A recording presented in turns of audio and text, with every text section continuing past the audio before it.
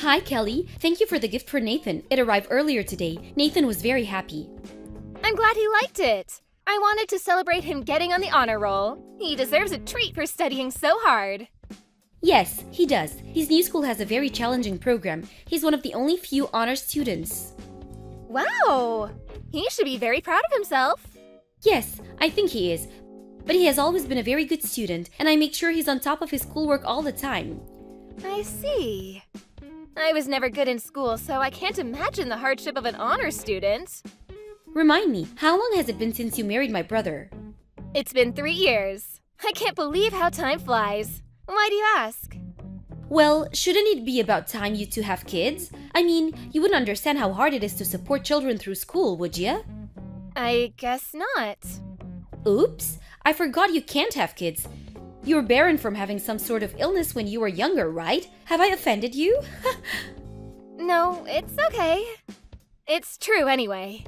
Oh well, glad you're okay about it. But it must feel awful you can't even hold your own child. My brother must be sad too. Dan and I discussed this way before getting married. He married me understanding my situation. Well, I'm sure he understands it, but that doesn't mean he's over it. I wish you two could know how wonderful it is to have children. It's great, especially when you have a smart one like Nathan. I agree Nathan is really smart. He has been good at everything he does, even as a little boy. I heard his new school is quite far. How's that going? It's fine, but the commute is quite long indeed. So, we're considering to move closer to his school. Really? Does that mean Simon has to change school too? He's only in 4th grade, right? Would it not be hard for him to transfer in the middle of the semester? Why are you concerned about Simon? He can go to whichever school that's convenient. He's no good, unlike Nathan. Don't mind him. Oh, come on, Tara, you don't mean that. I understand Nathan is special, but you shouldn't disregard Simon. You don't have kids, Kelly. You don't understand what it's like. It's quite a nuisance when you have a stupid kid. It's a waste of time to look after him. How could you be so mean? Simon is your own child. My husband and I are happy as long as we have Nathan. I think Simon is supposed to have a test soon, and I already know he's going to fail it. Don't be so heartless just because he doesn't excel in school. And you really shouldn't call him stupid or a nuisance. Don't bully him. I can call him whatever I want to. You're so naive. Why do I have to pay attention to a kid who fails to please his mother? Don't you think it's a waste of time? Simon is only 10. How can you give up on him like that?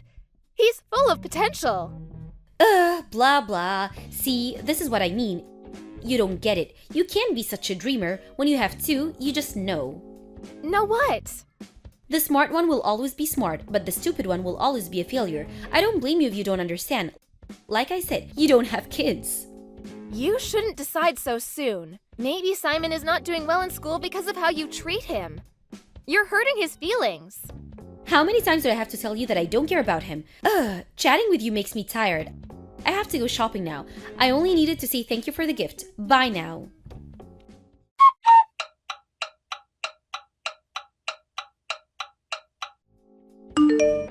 Tara, what the heck is going on? Huh? What do you mean, Kelly? Simon came over to my house alone, crying. He said you told him to get out. That you even locked the door? Oh, that. He went to your place, huh? What do you want me to say? Sorry for the bother?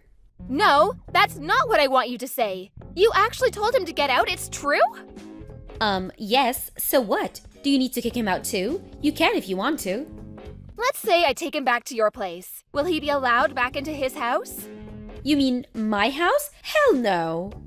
What? Do you understand how hurt he is? Do you not have a heart? Why do I have to feel sorry for him? He's the problem here, not me. What exactly is the problem? Do you remember the last time we spoke? I mentioned he was going to have a test, right? Yes, and? I told him repeatedly that he was not allowed to get a bad grade on the test, but of course, he does miserably. I had warned him. That's why you locked him out? Because of a test? You are unbelievable. It's called discipline. You do something bad, you get scolded. He's an idiot. I have to teach him a lesson. Enough already! Simon is not some kind of a pet. You don't call this discipline. He's 10 for crying out loud. Ugh, cut it off. Mind your own business, woman. None of this has anything to do with you.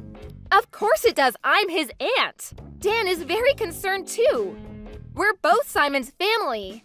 Dan would say something like that. He's always has to be right like you. Anyone would agree you're being too hard on Simon. Oh, I know. Huh? Are you gonna stop bullying Simon? I have a better idea. I choose to focus on my special boy Nathan. You can have Simon. He's no good for me. You can raise him. What? It's a win-win, you see. A barren couples get a kid, and I get to focus on the better one. Are you serious? He's your own son! It's okay. I really have had enough of his stupidity already. And it's perfect, isn't it? You get to try your hand at raising a kid. You know what? Fine, we'll raise him, but no second thoughts. Oh, I definitely won't have any. We're getting ready to move closer to Nathan's school anyway. You can officially adopt him, and we can just cut all ties. Yes, I think that is best for Simon. And for me and Dan, too, since we won't be obliged to you in any way. But don't you dare act like his mother ever again. I won't, I'm sure of it. I only want Nathan, he's the special one. Okay, great, so we're all set. I'll set up the papers and send you his stuff later on.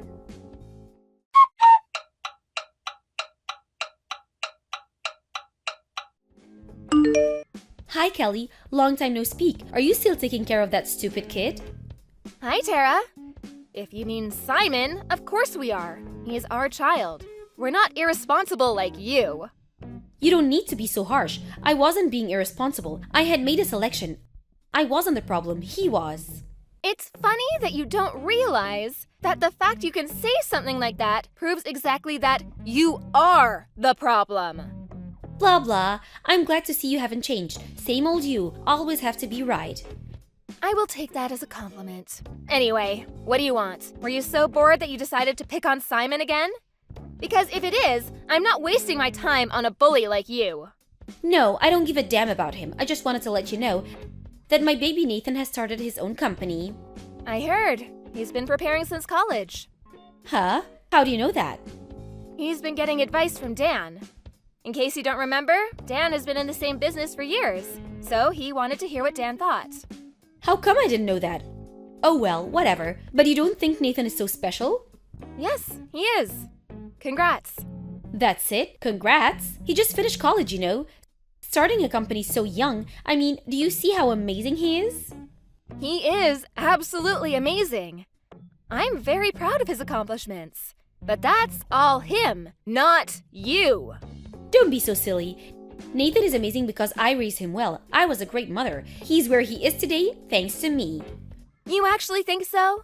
Well, believe what you want. I really don't care. Oh, you're so boring. Are you jealous because you're stuck with the stupid one? Aw, that's too bad. Simon is not stupid. In fact, he's doing very well. You don't know anything about him. Doing well? You're so funny. If you don't think that he's stupid, you must be cuckoo too. Hilarious. You can say whatever you want to. One day, you will see who the real idiot is. You'll be barking like a dog by then, crying for attention. Like I said, Kelly, don't be so jealous. You're making yourself look silly. It's clear for everyone. A baron like you deserves a failure like Simon. Don't you agree you were perfect for each other? That we were. In fact, I'm not sure if I ever deserved a great kid like him. And for that, I thank you. You're welcome. As miserable as your life may be, good luck. I will keep my fingers crossed for you. Goodbye.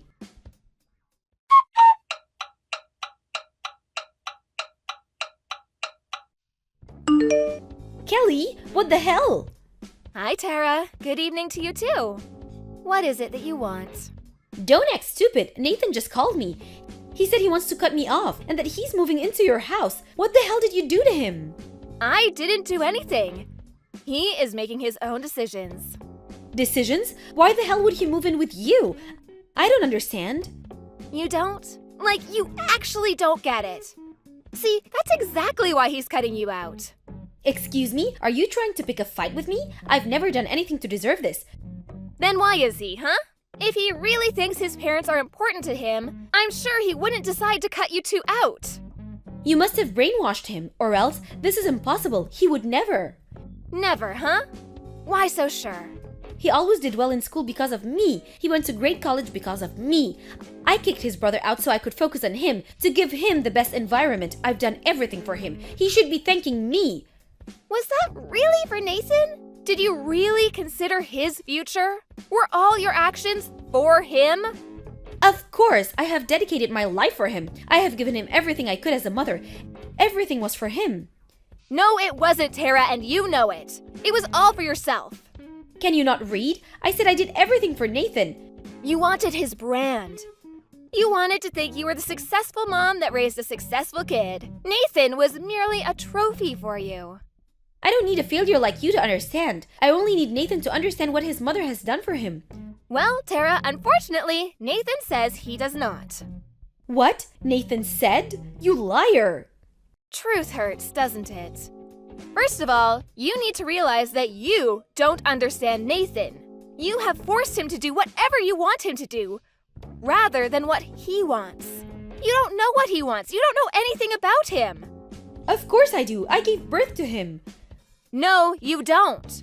You don't know how Nathan felt growing up in your house, or how he perceived you and your husband. You would never understand.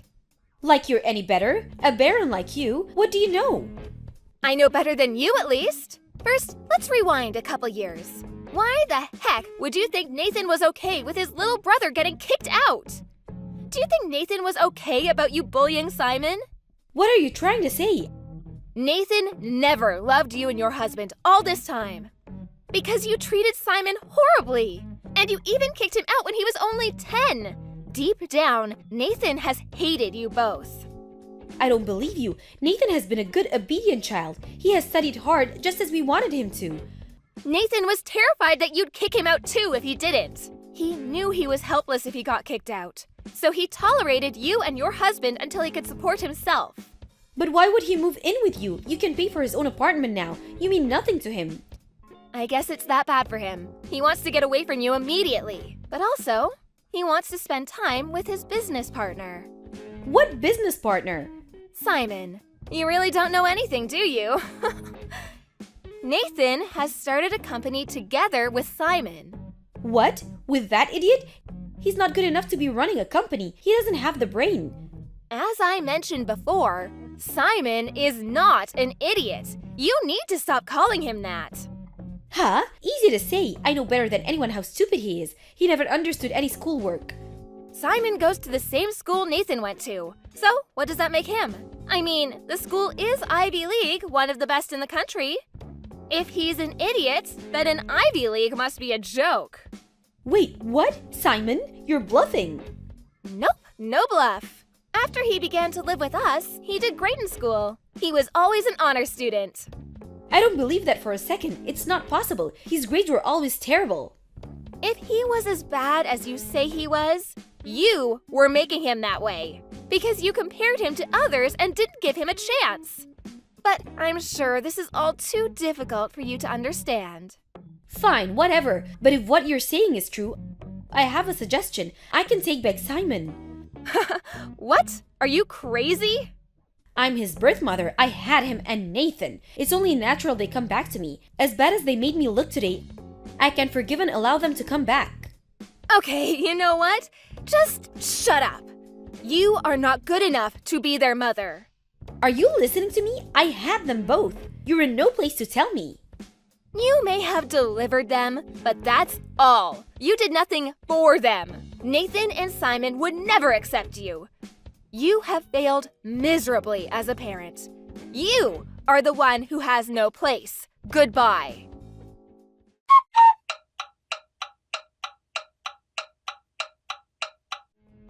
Afterwards, Tara and her husband came to our house enraged, but Nathan and Simon refused to talk to them. Nathan and Simon told their parents that they never wanted to see them again. They said they would call the police if the parents ever bothered them. Tara was completely shocked and lost for words as Nathan refused her. Everything she believed she had done for Nathan went down the drain. Later on, I heard that she never got herself back, and that the relationship between the couple was ruined as well. The siblings stayed with us for a while, but as their business quickly became a success, they soon found a nice apartment to live together. Dan and I miss the boys, but they come by often to see how we're doing. Simon, as he always has, treats us as his real parents and continues to care for us. We despise Tara and her husband and how they have treated the boys, but we're thankful for them for giving us the best sons any parents could ask for. Thank you for watching. Don't forget to hit the like button and subscribe to the channel.